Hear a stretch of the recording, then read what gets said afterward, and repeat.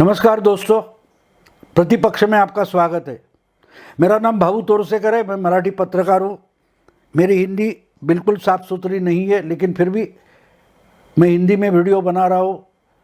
आशा करता हूँ कि आपको पसंद आएगा। दोस्तों, आज मुझे 7 साल पुरानी याद आ रही है। 26 जनवरी नज़दीक आ रहा है और 7 साल पुरानी याद आ रही है, क्योंकि ये जो अब किसान आंदोलन दिल्ली में बैठा है, उन्होंने 26 जनवरी को ट्रैक्टर रैली करने की घोषणा की है और उस पर मामला सुप्रीम कोर्ट तक गया है। तो इसी संदर्भ में मुझे आज बोलना है।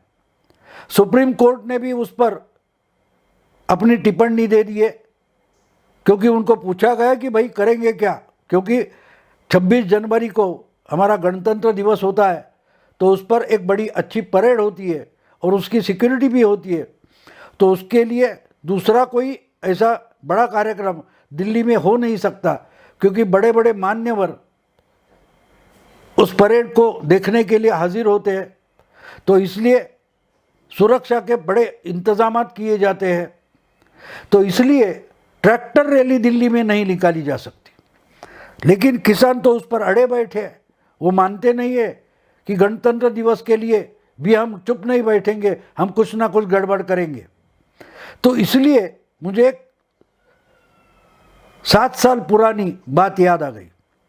2013 में भी 26 जनवरी का दिन नज़दीक आ रहा था और इसी तरह का एक तमाशा, नौटंकी दिल्ली में चालू थी।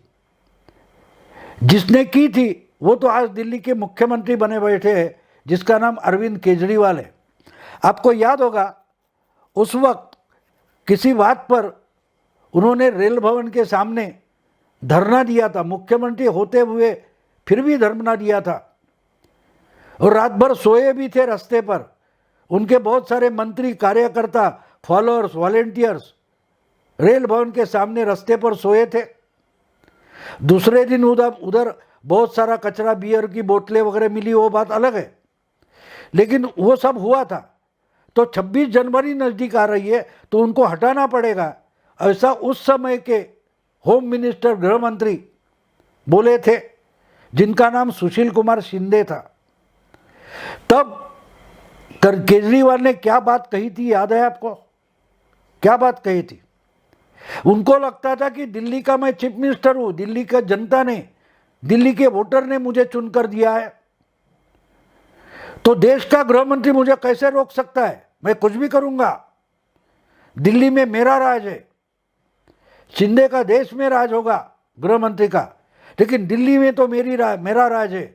मुझे कोई हाथ नहीं लगा सकता, मुझे कोई नहीं रोक सकता। तो उन्होंने एक वाक्य बोला था, सेंटेंस बोला था, वो मुझे याद आता है कि ये शिंदे कौन होता है? याद आया आपको? ये शिंदे कौन होता है हमें रोकने वाला? हमें दिल्ली के वोटर ने सत्ता दी है। याद है आपको? लेकिन आखिर में पुलिस कार्रवाई करेगी, ऐसी जब हालत हो गई तब उठकर चले गए थे। और जब परेड हुई तब उस गर्दी में, भीड़ में एक जगह उनको दी थी, वहाँ वो बैठे भी थे। कैमरा ने वो दिखाई भी था, लेकिन कैमरा खुद पर, अपने पर नहीं है। दिखाना है तो केजरीवाल को दिखाओ। इसकी इतनी आदत उनको हो गई थी कि वो भीड़ में बैठे, फिर भी वो बहुत अस्वस्थ थे। लेकिन वही उसी तरह की हालत आज दिल्ली में पैदा हो गई है। तो ये शुरुआत, आज हमको लगता है कि ये क्या कर रहे हैं किसान आंदोलन वाले। उसमें, किसान आंदोलन में और केजरीवाल के उस धरने में एक आदमी बिल्कुल था, जिसका नाम योगेंद्र यादव। उसमें और एक आदमी था जिसका नाम प्रशांत भूषण। वो आज किसान आंदोलन में भी है।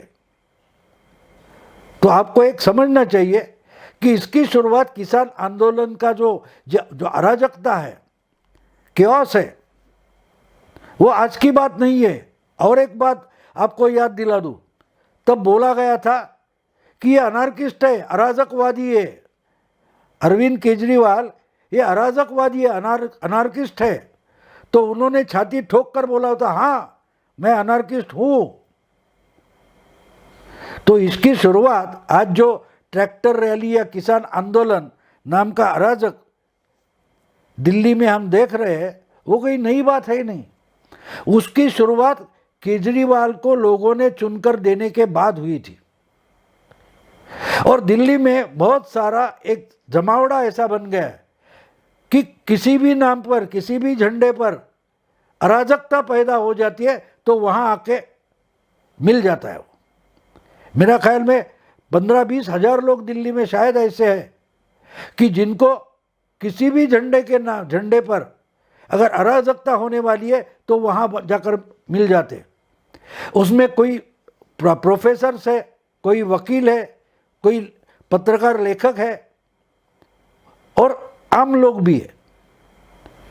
तो ये अराजकता जानबूझकर पैदा की जा रही है। इन लोगों को ऐसा लगता है कि जिस ढंग से इजिप्ट में तहरीर चौक में, तहरीर स्क्वायर जो है, इजिप्ट का जो प्रेसिडेंशियल पैलेस है उसके सामने बड़ा एक खुला मैदान है, स्क्वायर बोलते हैं उसको, चौक बोलते हैं। तो उस चौक में आके बहुत सारे दिन लोग बैठ गए थे, लेकिन वहाँ की बात अलग थी। वहाँ लश्करी सत्ता, सरकार हुकुमशाही चलाती थी, ऐसा वहाँ नहीं है। तो उनको हटाने के बजाय सेना जब आ गई तब सेना ने प्रेसिडेंट को ही अरेस्ट किया और लोगों को बताया कि चलो अब घर जाओ, और लोग गए थे। लेकिन गए ऐसे नहीं, उन्होंने साफ रास्ते भी साफ किए थे। ये कोई डिसिप्लिन हम दिल्ली में नहीं देख रहे। तो इनका जो मुझे मामला लगता है वो दिल्ली का तहरीर चौक करने का मामला है।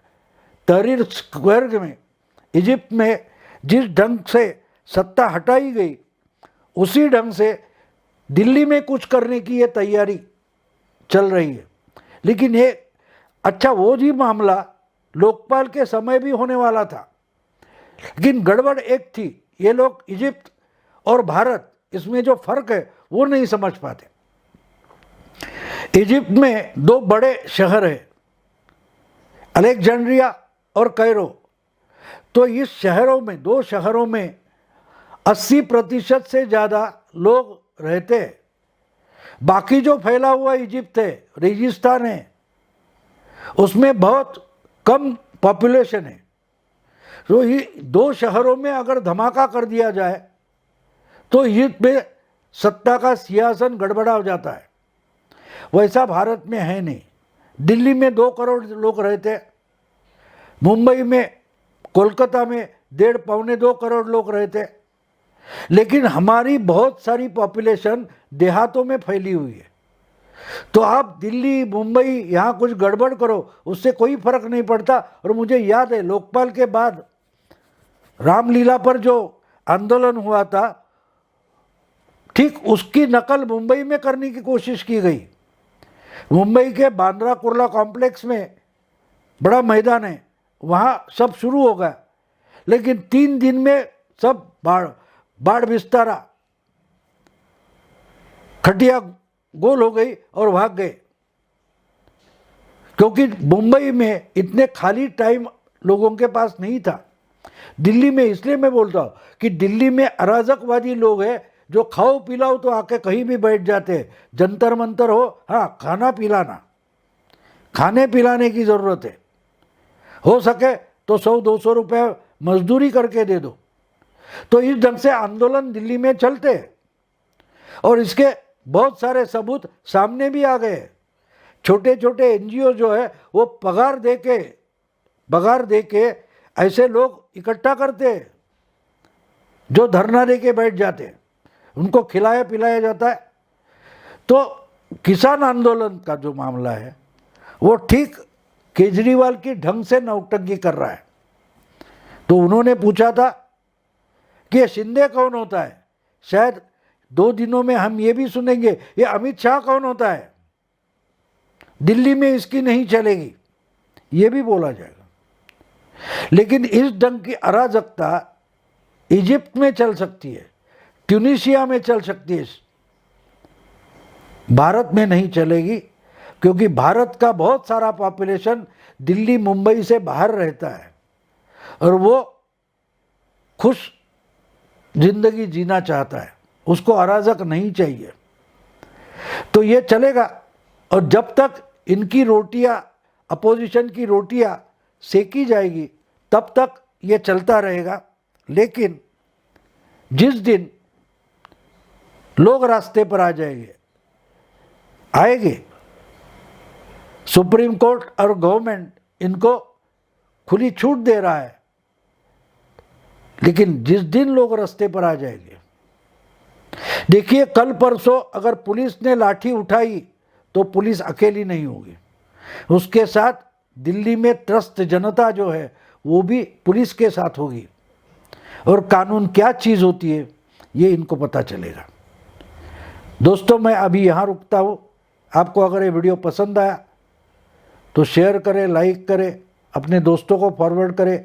प्रतिपक्ष इसी ढंग से अलग नज़रिए से आपके सामने आता है, उसको सब्सक्राइब करें। नमस्कार।